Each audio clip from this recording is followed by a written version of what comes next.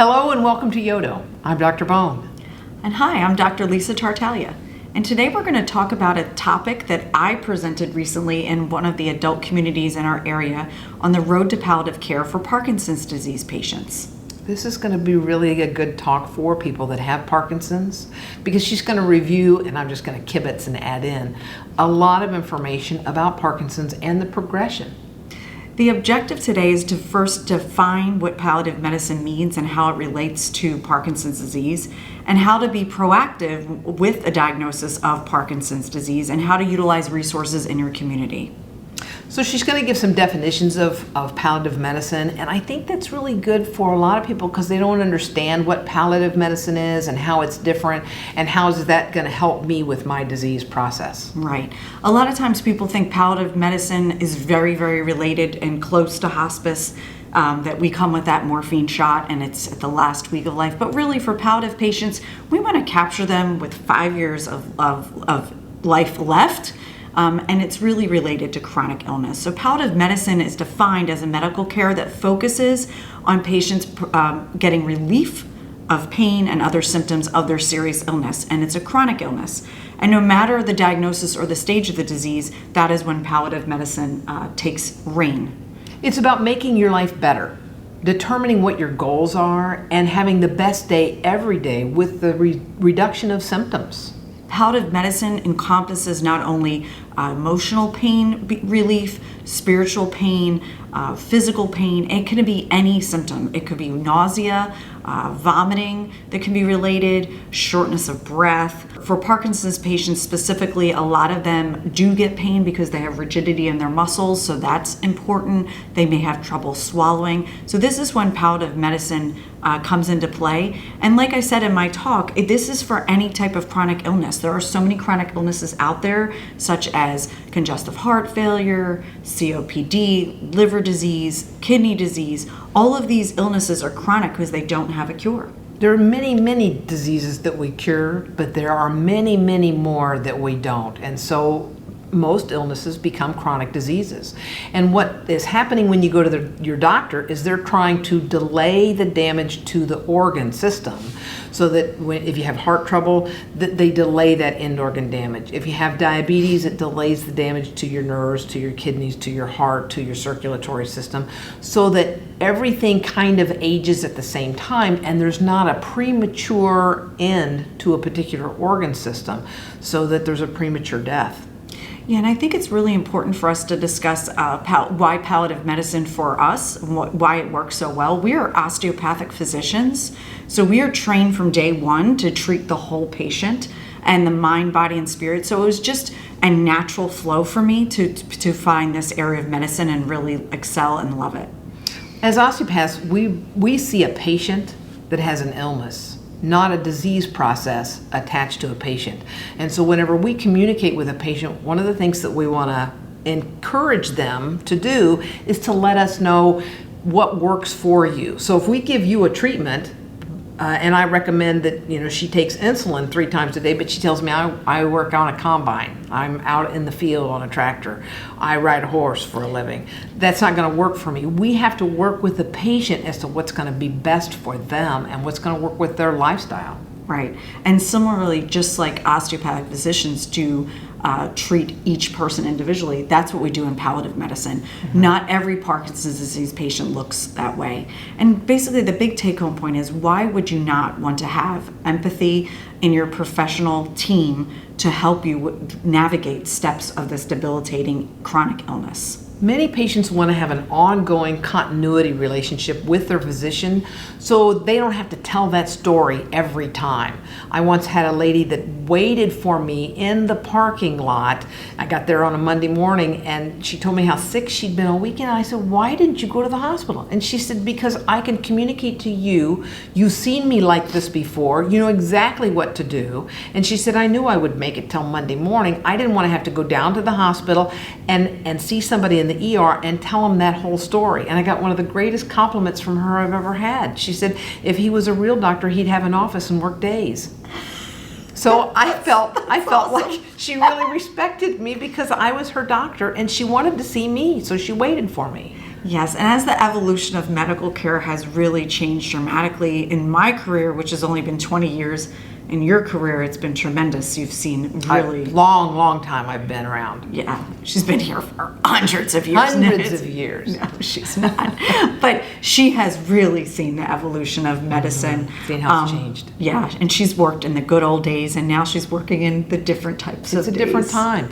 And so I've adapted, but I still want to have that relationship with that patient. I still want to alleviate their symptoms and their suffering and have them have every day to be the best day.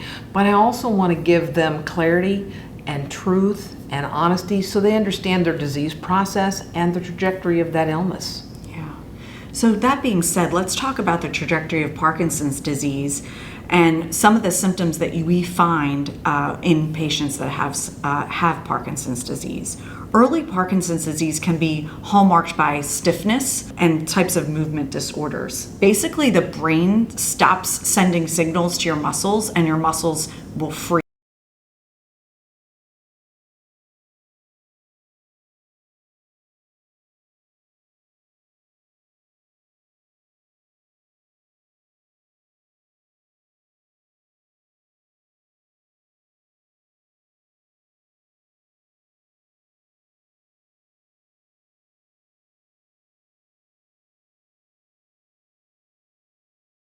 Neurons in the brain that control the musculature. Some of the patients have a shuffling gait, which is again part of that movement, the shuffle. I like your train analogy. That's really good.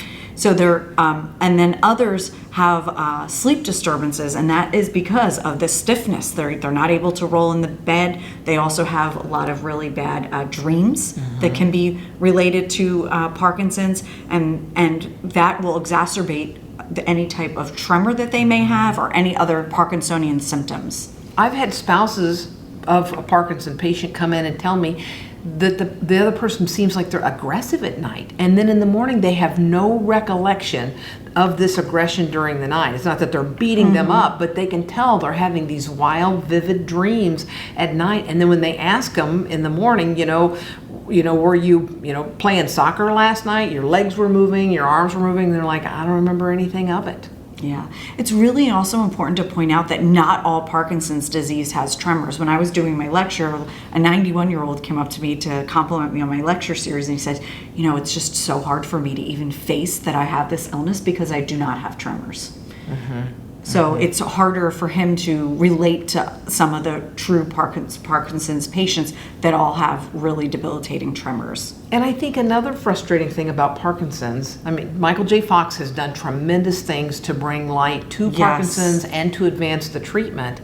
However, we're still without a cure. Right. And there are medications to relieve the symptoms. They work with the brain and they try to relieve the symptoms, but as the disease progresses, those medications need to be titrated down, up. There are side effects with the medications, and some patients can't tolerate them. So a key thing is that there are parts of the brain, specific parts of the brain that affect your ability to move that are being damaged over time. And we don't have a way, once those cells die, to revive them and bring them back to life. So as those cells die in the disease process, they're not working anymore, and the other cells in that same area have to do more work. They have to work harder. And the medicines that you take augment those cells and give them extra energy to work. But eventually there is such a significant portion of that specific part of the brain that's damaged, the movement becomes really, really difficult for people. Yeah, and not only should we just talk about the movement, but also the mood of the patients, because they don't have as much dopamine available as people that do not have Parkinson's. So they become very depressed. They have low energy. Some of them have apathy, and they don't have facial reactions because, again, that's musculature. They call that masked facial features, and it's because they can't do the micro movements. Like poker face. They would not be able to just give you a little smile very easily, or a little wink, or their face just doesn't have those little movements anymore. Right. And that can be very aggravating to the caregiver because they remember their loved one a certain way, and now they're getting so declined, and it's not even something that they're doing purposefully. It's just the mechanism of action, the biochemistry of the brain.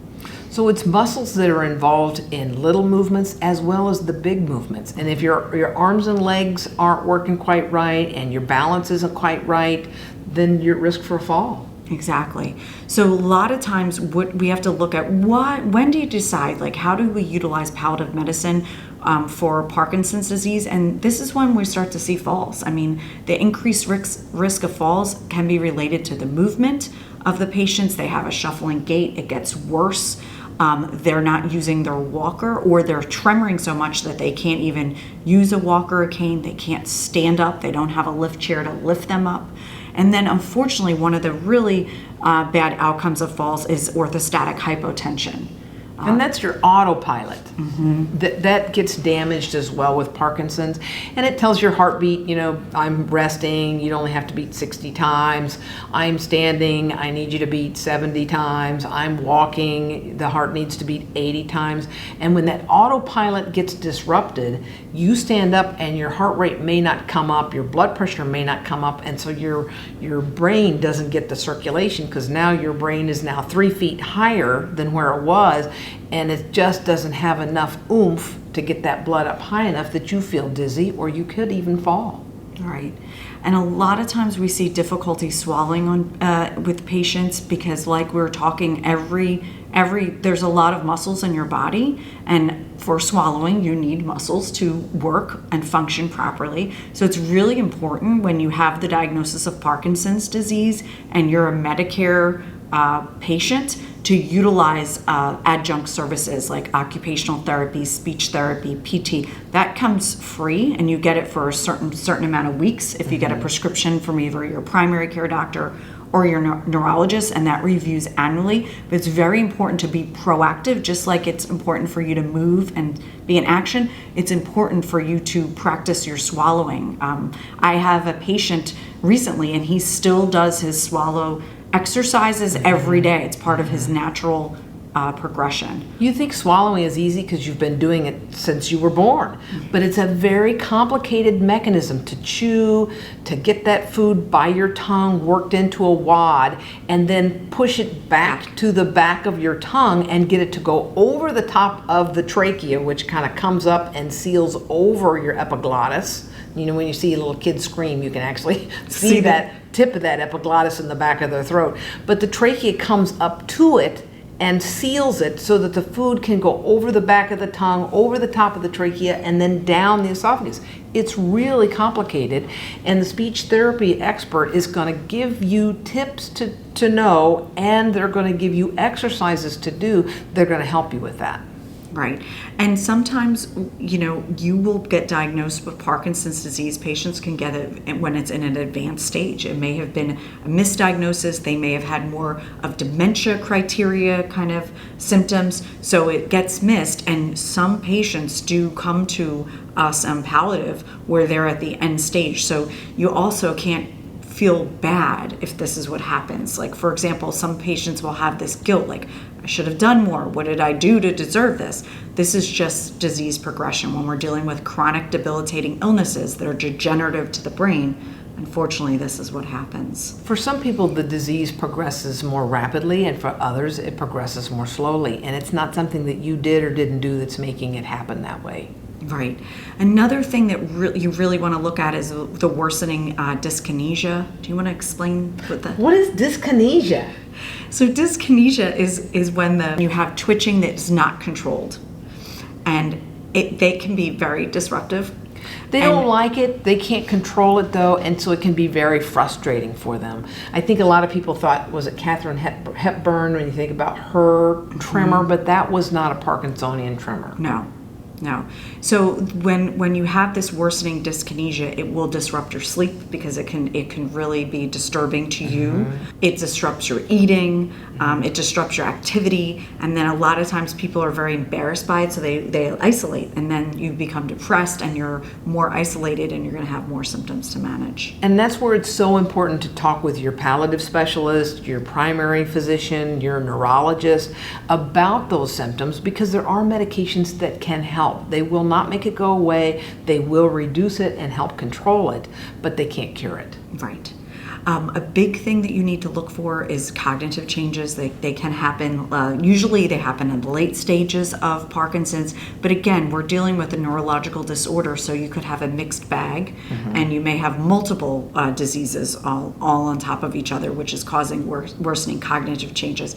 But if you're having worsening mentation, so what will happen is you'll forget to eat, or you forget to prepare your meals, you start to lose weight. These are things that really are a telltale sign, like maybe this is time we get the palliative medicine team involved. And the spouse sometimes is in the home with them, but they're too close to the forest to see the trees. And it may be a relative, and usually maybe around a holiday or a birthday when the family gets together, they will see that change and realize we really need to intervene, we really need to do something.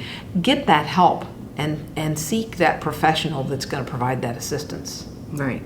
And as I was speaking earlier, weight loss is significant for patients with Parkinson's disease, and any disease for that matter. You really need to make sure that you have a high protein content. The reason why it's important with Parkinson's is, again, it's related to muscles, and the more protein you have, the better your muscles can function. So when you start to see temporal wasting and caving in your musculature and your neck muscles and wasting of the body, that is really a telltale sign of a poor prognostic indicator. Their upper arms or their lower legs may seem like they just don't have as much muscle tissue. The outline around their eyes may seem like it's more narrow, or the eyes are kind of sunken in. All of those things indicate that there's been some muscle loss that's occurring. And if a person can't swallow very well, they can't get enough protein and enough calories in.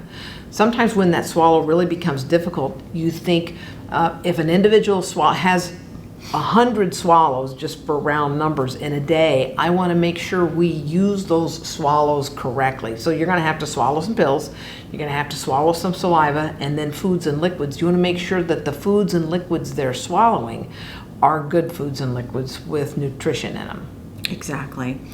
Also, a big factor to really look at when disease worsens and Parkinson's disease is when you start to have infections. And those infections, of course, will then lead to hospitalizations. Some of the infections we're looking at are urinary tract infections. Pneumonias can occur because, again, we're having swallowing issues, so it could be an aspiration pneumonia, which means food particles go into your lungs, create a irritant and an infection process into the lungs. With a healthy person, our immune system works very, very well. But with an individual that has Parkinson's, as the body declines, the immune system is also going to decline. So little things that they used to be able to fight off, they may not be able to fight that off on their own anymore. Right. I always tell people, when your loved ones go into the hospital and they're already chronically disabled or debilitated, I guess would be the better term for it, their recovery is going to be slower than somebody that's healthy, like myself or Dr. Bohn. We will have trouble to recover from hospitalization or illness, but imagine it will be 3 times harder for someone that's already debilitated. And for each day a person is in the hospital, they estimate 3 to 5 days to improve and regain that strength. And if you've got a chronic illness, it may be that you have a stair step down and you become ill, you have to be hospitalized, and it could be something like simple like a urinary tract infection that's easily treated but was a bad one that got you admitted, or even just dehydration because they weren't consuming enough fluids. They may not recover to the point of where they were, even if they go to rehab. Right. So when you're looking at then someone being at a lower baseline, then you have to really look at the whole process. And then also you need to look at other comorbid illnesses that the patient has, because most people do get Parkinson's when they're a little bit on the older side and they may have other disease processes involved. So how we can intervene and how we can help is to provide some resources for you to help provide the support that you need. Right. And one of the main reasons why you should really look at resources is to prevent caregiver burnout. So it's really important to have people that can relate to you and be involved with people to really help you and help support you when you're going through this, because this is not a sprint, this is a marathon. Oh, that's a good way to look at it. And we not only want to support the caregiver, but certainly want to support the patient themselves, because patients want to be independent. They want to remain autonomous. Right. And when you have certain resources in place, it will help you reduce hospitalizations. Also will help you reduce your symptom burden, because you're around other people, you're being touched by different individuals, and they will be able to see when things are not looking so great and help provide support for you. It's all about providing that quality of life that you want. Right. There are lots of resources in the communities, no matter where you live. Check out the adult daycares. Yes, the adult daycares not only provide great camaraderie for the patients, but also to give the caregiver a break. It's nice in the environments that I'm in with the senior communities. It's really nice to see the Parkinson's patients or dementia patients all together and trying to talk to one another of what bothers them with their loved ones and vice versa, and then also for the caregiver to have that respite. Seek out the resource centers in your area. Yeah, and what I mean by resource centers is there are a lot of people that are advocates for senior citizens, and they have a lot of resources. They will help you navigate even your long-term care policies, help you navigate your disease burden, help to make sure you have the right physicians in place, and then also provide resources you've never even thought that are available, like adult daycare, like different types of resources for support groups and things of that nature. And there are always private caregivers if you have unlimited finances. Yes, and private caregivers, yes, you have to have finances for private caregivers. But the reason why I think it's so important is sometimes, like we were discussing, patients want to have their autonomy, and they don't want their loved one changing them or bathing them or feeding them. So it's nice if you can find some that don't have a certain hours. That's the main thing with private caregivers. A lot of times they want you to hire for a 12-hour shift or even a 4-hour shift. I know of some of my area where they have this, they dress and dash is what they call it. So they go in, they bathe, and they're in and out in an hour and a half. So that's what you pay for. And that's really what people want. We have a video on the golden hour, and if you haven't seen that, I would encourage you to watch that. It talks about how that first hour of the morning is so important, being able to get up, get dressed, get to the bathroom, brush your teeth, comb your hair, and get something to eat. And if you can do those things, you can remain in your own home, and your spouse, your significant other, or if you live alone, you may need a little help for that. And I've already touched on support groups, but really tap into the different resources. Specifically for Parkinson's disease, there are many resources out there because of Michael J. Fox. I mean, we have a famous person that got a debilitating illness, so there's been a lot of resources and money put towards the illness. And then another resource you can look at, many areas now, particularly since 2020, have physicians that will go to your home. There are companies that provide physicians, there are private physicians. Dr. T has the ability to do home visits, to do telemedicine. She's licensed in several states. So reach out to a physician. If it's getting cumbersome for you to get out in traffic, to go to the doctor's office, reach out and find a resource that maybe you can private pay, or maybe your insurance would cover, but to have a physician that's going to come to your home. Yeah, and the reason why home visits are so important is you're able to see how the patients are living, and you can prevent many of these things that we've already discussed. You will see their setup, and you can prevent falls by giving them pointers. You can look at what they're eating and make modifications to their diet to prevent difficulty swallowing. When I'm making a home visit, I'm in that patient's home, right? So I'm not going to be interrupted by a nurse knocking on the door of a patient calling. When the phone rings, I don't answer it. I'm with that patient for 1 hour. So I'm really able to do a full assessment. And just to go back with Dr. Bohn and I were saying earlier, as osteopathic physicians, that's what we're trained to do, is really put the patient at ease and look at their whole picture and not just treat the disease. And that physician may know other resources. They may think that you do need speech therapy to come in. You do need occupational therapy to come in. You would benefit from some physical therapy. They may point things out to you in your home that could help make your home more safe, and certainly those other services that come in may put you in the direction of receiving other help. So the more help you ask for, the more help you're willing to pay for, the more help you're going to get. Yeah, and it's really important with home-based visits to make sure that you're having all your medicines reviewed and you come up with a better treatment plan, because sometimes it might be as simple as looking at all these medications that you had at home that you then get when you return home from the hospital and trying to modify and de-prescribe. So I hope that this video was informative. We are going to drop some resources for Parkinson's disease in the comments below. I really enjoyed my time of speaking of this this week in a community, a retirement community. It was really nice to see the camaraderie of these people with illness and really just trying to live their life to the fullest. And that's what we're about here at You Only Die Once, is we really know the value of life, and we want to have our viewers have support so they can appreciate each day. We want each day to be the best day. And even if you have chronic illness, you can still have great days and many great days ahead. But we want to help you with that and having a better day. Yes. Thank you so much for joining us. Thanks for your time. Bye now. Bye.